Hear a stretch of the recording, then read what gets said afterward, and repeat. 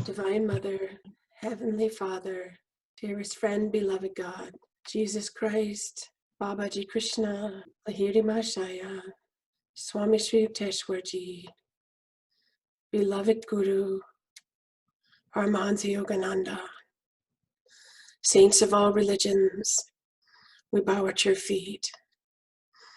Bless us, flow through our prayers as we pray for those in need. Lord, give us thyself, that we may give thee to all. Om, peace, amen. And again, as a reminder, think of Om Christ Bliss. Here today is in the Christian church. It's called Holy Thursday. It's the Last Supper with Jesus, and so we can just tune into that consciousness as we listen to the chanting as well. In the temple of silence, in the temple of peace, in the temple of silence, in the temple of peace, I will meet thee, I will touch thee, I will love thee, and coax thee to my altar of peace, and coax thee to my altar of peace.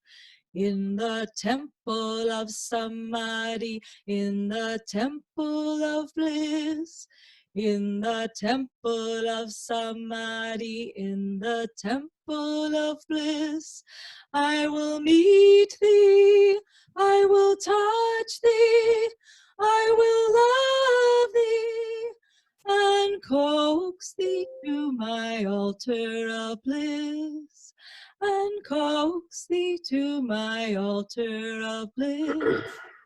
In the temple of silence, in the temple of peace, in the temple of silence, in the temple of peace, I will meet thee, I will touch thee, I will love thee, and coax thee to my altar of peace, and coax thee to my altar of peace.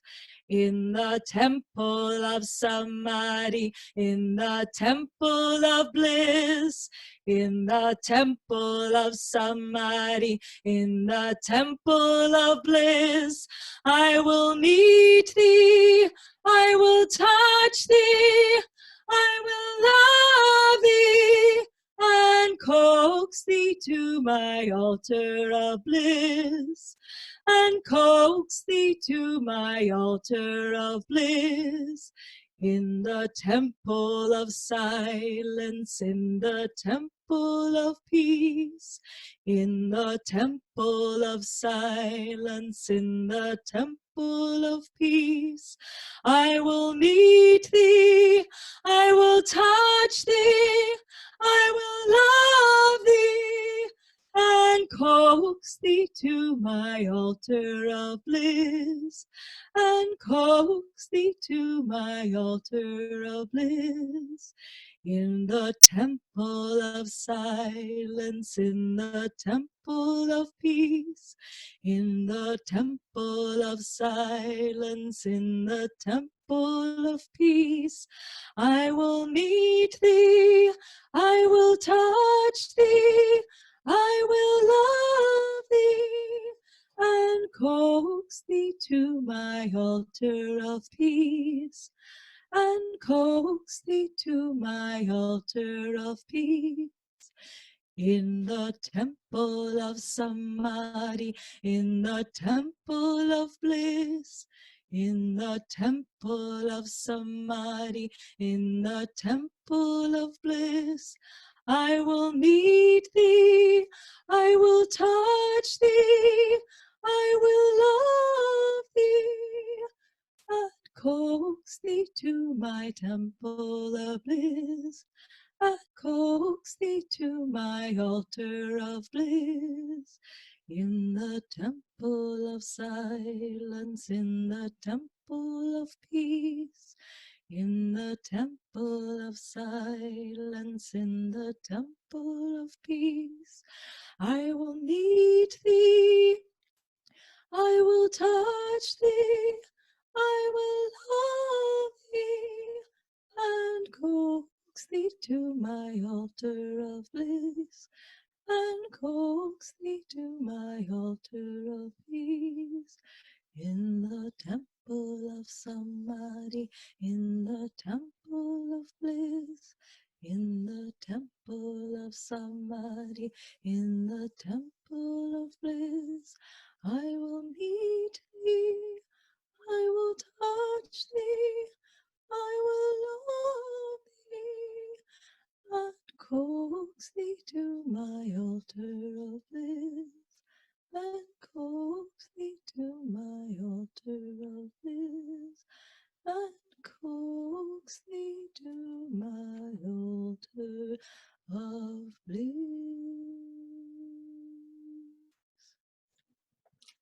Take the bliss of this chant within for a few moments, and then we'll have our guided visualization. Focusing at the point between the eyebrows, a bright light there, and these psalms are probably 3,000 years old, and they're imbued with protective and healing power and guiding power. Psalm 23 in the chakras is the journey of the soul. So just feel how this event we're going through right now is in the journey of our souls, and some souls are leaving the body, but many are staying, and their journey is to be here, offering strength and love. So feel as it moves through the chakras, that soul journey that's moving through all of it right now. And it starts with, the Lord is my shepherd, I shall not want. So think of that as the light. You're choosing the divine light. The divine light, the Lord is my shepherd. And you might start to feel your energy rushing from the medulla up here by focusing on this point. The Lord is my shepherd, I shall not want. This is akin to Patanjali saying, and now we come to the teachings of yoga. The soul has come to this point and says, I'm choosing the light. The Lord is my shepherd, I shall not want.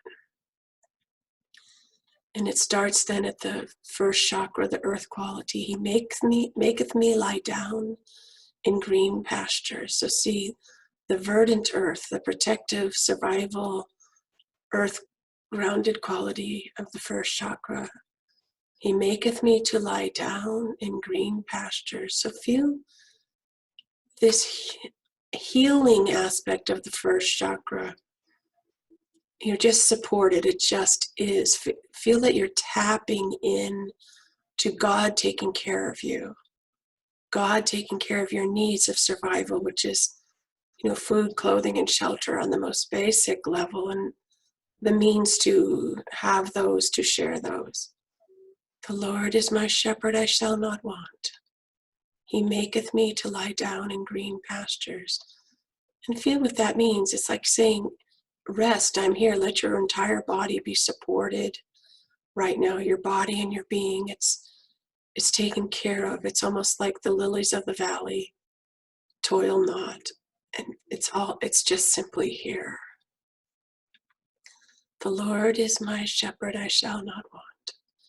He maketh me to lie down in green pastures. Then it goes up a notch to the second chakra. He leadeth me beside the still waters. He restoreth my soul. Feel that in that second chakra, when it is still, and I don't mean stagnant, but in the stillness of God, there's a beautiful crystal clear quality, a dharma that comes through, whether that crystal clearness comes in commitment or it comes in brahmachari, etc. But if it's that stillness, that quietness of not just looking all the time. It's like it allows the restoring of the soul, because you're putting aside that forever looking.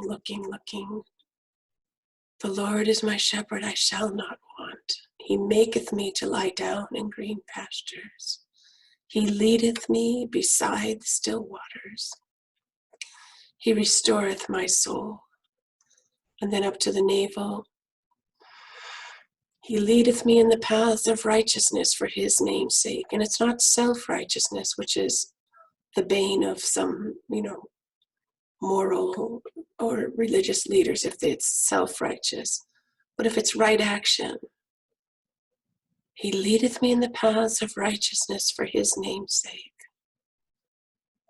And all of these are in third person. They're like the rules of, not the rules, but the guidelines of a spiritual life, a good life. The Lord is my shepherd, I shall not want. He maketh me to lie down in green pastures. He leadeth me beside the still waters. He restoreth my soul. He leadeth me in the paths of righteousness for his name's sake. And then the psalmist changes the poem. Comes up to the heart center, and it changes to the personal relationship with God. Because in our times of testing, the call, the prayer becomes more personal, more immediate. Yea, though I walk through the valley of the shadow of death, I will fear no evil, for thou art with me. So feel that what, if it's King David in the wilderness, yea, though I walk through the valley of the shadow of death, I will fear no evil, for thou art with me. You want to feel that thou art with me expand in your heart center. Thou art with me, and it goes up to the throat chakra. Thy rod and thy staff, they comfort me. The rod is the windpipe, and the staff is the shepherd's crook of the spine, going from the tailbone, and it bends like a shepherd's crook to here. That's what Swamiji said. The staff is the spine. Thy rod and thy staff, they comfort me. And how do they comfort us? With the breath in our pranayama, things like the calming breath. Just think of how you have the heart center and you're breathing up. The rod, the breathing, and then also like such, for instance, Hong San in the spine is a perfect example. The rod and thy staff, they comfort me. They bring me peace. This is the center of peace, this chakra. Yea, though I walk through the valley of the shadow of death, I will fear no evil, for thou art with me. Thy rod and thy staff, they comfort me. And then up to the spiritual eye. Thou preparest a table before me in the presence of mine enemies, in the presence of my troubles. Immediately, thou preparest a table of what? Of bliss, of God consciousness. Simultaneously, we can even feel this as we go through a test. And it can either be simultaneous or intermittent, whatever best we can do. Like if you start to feel uneasy, but then you remember, then it's intermittent, but you recapture again. Thou preparest a table before me in the presence of mine enemies. And it can even happen simultaneously. Thou preparest a table before me in the presence of mine enemies.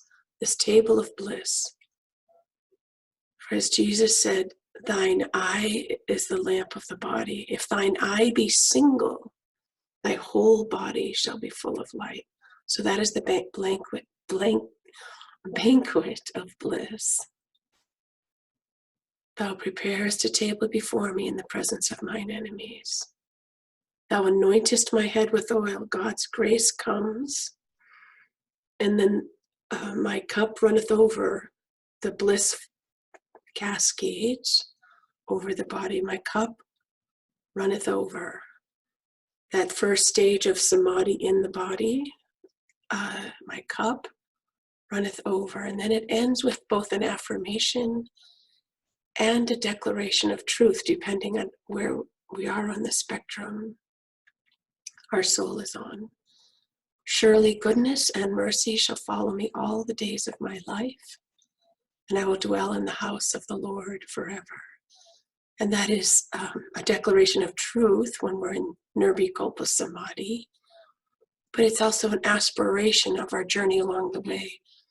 The soul can say, as in this declaration within this psalm of dedication to God, surely goodness and mercy shall follow me all the days of my life, and I will dwell in the house of the Lord forever. For when we crave God, want God, that desire has to be fulfilled. So that house of the Lord forever is even inherent in our desire for God. So now that I've gone deep with it, I'll do it a little bit more as a flow and a little bit of reminder where which chakra we're at, but I'll go in more of a flow. The Lord is my shepherd, I shall not want. Down to the first chakra. He maketh me to lie down in green pastures. And feel that God is taking care of you. And you can appeal to that divinity for any concerns right now. He maketh me to lie down in green pastures. And up to the second chakra. He leadeth me beside the still waters. He restoreth my soul. Feel that divinity, that holiness of either the commitment and relationship or clean living or brahmacharya, whatever your soul journey is right now. But feel that still waters in a crystal clear way, how it blesses you and it restores the soul quality. Takes away that restless searching. God will give. He restoreth my soul. Then up to the navel, he leadeth me in the paths of righteousness for his name's sake. And think what's his name ultimately is light in the Bible, in the Old and New. So often God is referred to as light. He leadeth me in the paths of righteousness for his name's sake, for the light within us, paths of righteousness for our own life and for our dharma in the world, our dharma in our life. He leadeth me in the paths of righteousness for his name's sake. And up to the heart center, it expands into the personal as we grow with God, no matter what our challenges are. Yea, though I walk through the valley of the shadow of death, I will fear no evil, for thou art with me. And feeling that thou art with me, feel that, let any resistance go, feel like, how deep would the thou art with me be if I could say, yea, though I walk through the valley of the shadow of death, I will fear no evil, for thou art with me. Feel that thou art with me become equal to the first part of the sentence of that stanza. Open, even, just feel it as big as the psalmist would say, yea, though I walk through the valley of the shadow of death, I will fear no evil, for thou art with me. Thou art with me. And the emphasis in a way is the thou and the with, more than me. You know what I'm saying? Thou art with me. You are with me. Yea, though I walk through the valley of the shadow of death, I will fear no evil, for thou art with me. Thy rod and thy staff, they comfort me. The pranayama, the peaceful breathing, drawing the energy up the spine and in the breath, calming whatever uneasiness is happening in the midst of the challenges. Even if they're not directly hitting us, but in the news and the what ifs. Yea, though I walk through the valley of the shadow of death, I will fear no evil, for thou art with me. Thy rod and thy staff, they comfort me. And up to the spiritual eye, thou preparest a table before me in the presence of mine enemies. Just feel that a banquet of light is prepared even in the midst of the test or the struggle. Thou preparest a table before me in the presence of mine enemies. Thou anointest my head with oil. God's grace comes when we are ready, when we have done our journey, and God's grace comes and it touches us from here to the crown. But when God sees we're ready, our job is to keep aspiring here, and God's job is to touch us here when he sees we are ready. Thou anointest my head with oil. My cup runneth over. Surely goodness and mercy shall follow me all the days of my life, and I will dwell in the house of the Lord forever. I'll go through one more time. The Lord is my shepherd, I shall not want. He maketh me to lie down in green pastures at the root chakra. And up to the second, he leadeth me beside the still waters. He restoreth my soul. And those still waters are sparkling and clear and alive. And they feed your upward journey with life force going up your spine. He restoreth my soul. Restoreth the soul energy going up the spine to the third chakra. He leadeth me in the paths of righteousness for his name's sake. Feel the paths of right action in your life and right action towards your neighbors and family. Feel that he leadeth me in the paths of righteousness for his name's sake, whatever that is right now. And up to the heart, changing to the personal. Yea, though I walk through the valley of the shadow of death, I will fear no evil, for thou art with me. Thou art with me. Thy rod and thy staff, they comfort me, the breath and the windpipe. Feel that for a minute. Thy rod and thy staff, they comfort me. Breathing with their gentle hongsa on the spine. And up to the spiritual eye. Thou preparest a table before me, a banquet of light, of bliss. Thou preparest a table before me in the presence of mine enemies. Thou anointest my head with oil. My cup runneth over. Surely goodness and mercy shall follow me all the days of my life, and I will dwell in the house of the Lord forever. Om, om, om. Digest that for a moment. Stay in your own silent meditation. The words are on the screen if you want to guide yourself for a moment. Let's rub the hands together and draw in God's blessings, the healing power of Om, into body, mind, and soul. Om.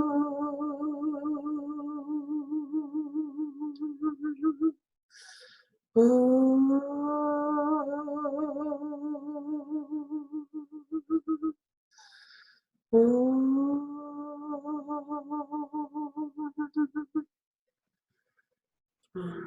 Peace.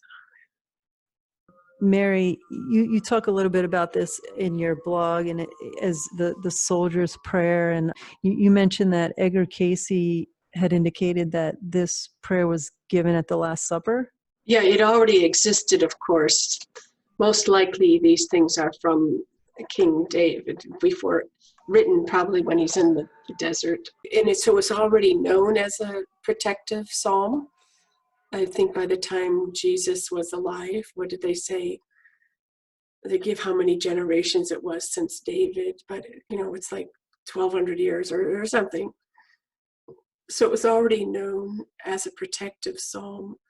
So the context of doing it at the end of the Last Supper with the apostles, and I think he even did it, I'm not absolutely certain, it might have been after Judas had left to do his part in the whole Leela, his unfortunate part, we might say. But whichever way it was, it might have been when Judas was still there or not, but it was, Jesus did it with the apostles, and it wouldn't have been highly unusual because it was their Passover supper. And that's what's so interesting. We're doing it today, which is Holy Thursday, which in the Christian tradition represents Passover. I know sometimes they coincide with the Jewish calendar. It just depends however the counting gets done each year for those calendars. I don't know that it always coincides, but typically that would have been done with family, the way it would be done in a Jewish family now, and the traditions are passed on through that very powerful mechanism in the Jewish home of that. They might take 4 hours repeating the history or with the scriptures, the story of Moses and all the plagues, and they even have foods to represent some of these things. It's a very elaborate dinner that way, and that was what Jesus was doing with his closest disciples. What was unusual is that typically that would have been the males and female, the family would have all been together. But Jesus had asked for this upper room because he wanted the Passover with his closest disciples. When you see the visions of Therese Newman, I believe the woman and some of the other close ones, but they weren't the 12, were having a Passover like downstairs in the same big, almost like a hostel building or something, a very large building. But he wanted the 12 in this upper room because Jesus knew it was coming. They didn't know, and certain things had played out before this. But so it wouldn't have been out of context to do Psalm 91, though I don't know that it's typically always done.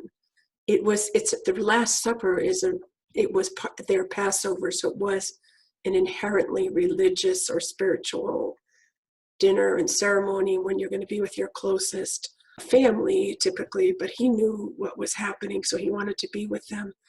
But outside of that context, knowing what it was also a prayer of protection, because really, when you think of what happened to Jesus and you think of what later happened to St. Peter, where they said, aren't you one of them? Hey, you're one of them. And he went into his moment of soul error. He goes, no, I don't know what you're talking about.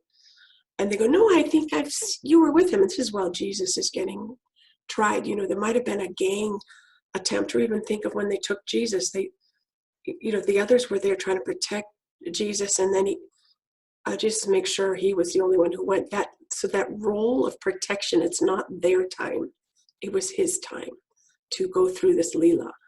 In that context, the saying of this psalm of protection was very important. And then other people have continued to use it, and there's some remarkable stories that I've shared in my blog, and one of which a man a member of the prayer ministry, whose son was going off to Iraq. He was a captain for like his 3rd or 4th tour. And that man had felt, he's always a brave guy, but he felt a little dicey. And the father was concerned because he'd never felt that. And I said, see if he'll say the Psalm 91 and see if his men will say it. He had 100 men. He got almost all of them to say it, and which was remarkable, these tough guys. And they were protected because they ended up being in one of these street fights in a very narrow confines. And this big tough guy, the son who would have been out in front of everyone, was trapped under a Jeep because the stretchy band of his watch got pinched under the tire. So he couldn't run out and help everyone and lead the fight. And they lost one man, but no one else. It was remarkable. And I mean, I know there's all the controversies about the war in general, but in terms of that prayer, he did say it that was unusual, and he had all his men say it. And he was protected, and I think it would have been one of those moments when his karma could have gone either way. And that's how it would have been with the apostles. The karma could have gone maybe either way. And the son was kind of like still a tough guy when he told his dad, like, hey, that watch you gave me, well, I need a new watch. Then finally the story came out. But it's just that aura of protection that we also sometimes hear from yogis. And so when it's said in that way, it's like as though at times when karmically the arrows are coming, it can strengthen and has that kind of power. And it's also helped people if they were in other kinds of circumstances. I recommended it. So yeah, if you search Mary Kretzmann Ananda and then the name of the psalm, it should come up, and otherwise I can help you find it. He that dwelleth in the secret place of the Most High shall abide under the shadow of the Almighty. I will say of the Lord, He is my refuge and my fortress. My God, in Him will I trust. Surely He shall deliver thee from the snare of the fowler and from the noisome pestilence. He shall cover thee with His feathers, and under His wings shalt thou trust. His truth shall be thy shield and buckler. Thou shalt not be afraid for the terror by night, nor for the arrow that flieth by day, nor the pestilence that walketh in darkness, nor for the destruction that wasteth at noonday. 1,000 shall fall at thy side, and 10,000 at thy right hand, but it shall not come nigh thee. Only with thine eyes shalt thou behold and see the reward of the wicked, because thou hast made the Lord, which is my refuge, even the Most High, thy habitation. There shall no evil befall thee, neither shall any plague come nigh thy dwelling. For He shall give His angels charge over thee, to keep thee in all thy ways. They shall bear thee up in their hands, lest thou dash thy foot against a stone. Thou shalt tread upon the lion and adder. The young lion and the dragon shalt thou trample under feet. Because He hath set His love upon me, therefore will I deliver him. I will set him on high, because he hath known my name. He shall call upon me, and I will answer him. I will be with him in trouble. I will deliver him and honor him. With long life will I satisfy him and show him my salvation. The 91st Psalm.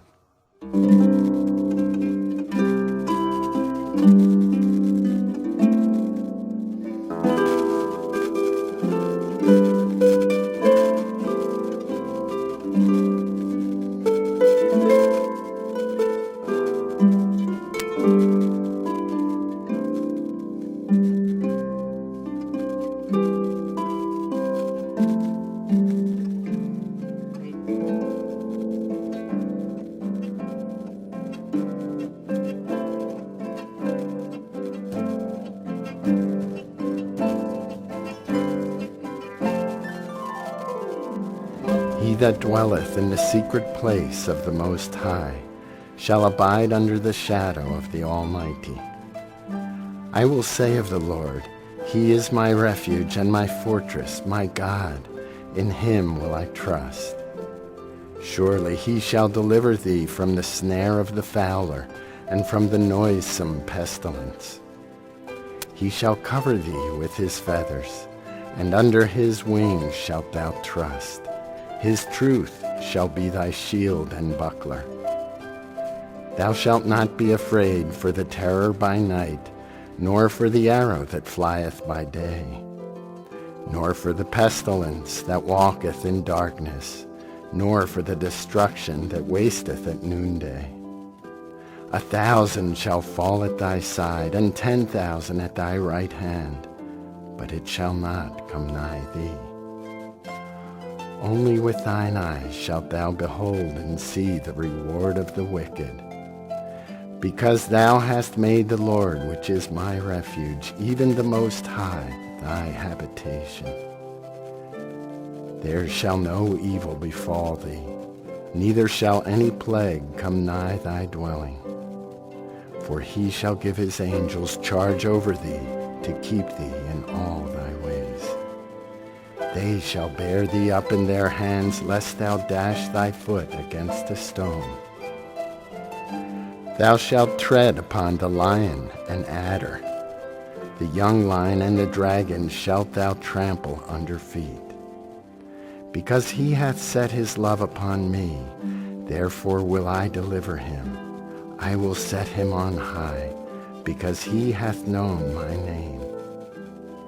He shall call upon me, and I will answer him. I will be with him in trouble. I will deliver him and honor him. With long life will I satisfy him and show him my salvation.